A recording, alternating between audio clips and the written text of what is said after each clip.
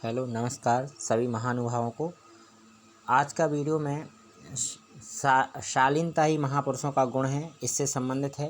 क्योंकि यह जो डॉक्टर राजेंद्र प्रसाद थे, जो प्रथम राष्ट्रपति थे, उनसे संबंधित है। और उनके अंदर जो शालीनता थी, इससे पता चलता है कि वो कितने महान थे।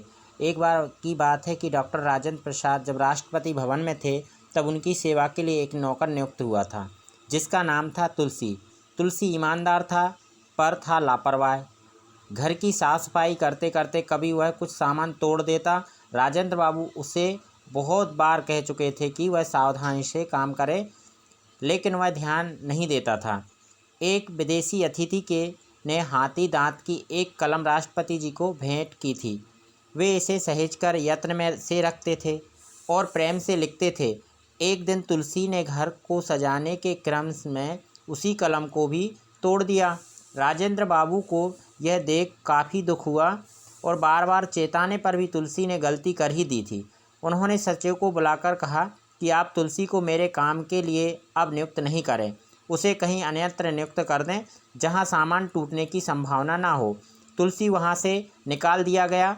वह उद्यान में नौकरी करने लग गया। दूसरे दिन अपने कमरे में सेवा कार्य में तुलसी को ना पाकर राजेंद्र बाबू बेचैन होने लगे। उन्होंने सोचा, तुलसी ने जानबूझकर तो कलम नहीं तोड़ी होगी, काम करते समय उसका ध्यान कहीं अन्यत्र होगा, गलती से यह टूट गई होगी। मैंने उसे अपने काम से निकालकर उसका अपमान किया है, उसकी भावना को ठेस पहुंचाई है।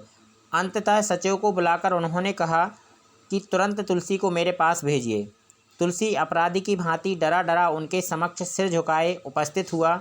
अज्ञात संभावना के भय से वह कांप रहा था कि राजेंद्र बाबू ने कहा, तुलसी तुम मुझे क्षमा कर दो, मुझसे भूल हुई है तुम्हें हटाकर। तुलसी आश्चर्यचकित रह गया। गलती तो उसने की थी और बाबू उससे क्षमा मांग रहे हैं। उसकी आंखों से अश्रुधारा बह चली। वह सोच नहीं पा रहा था कि क्या कहें।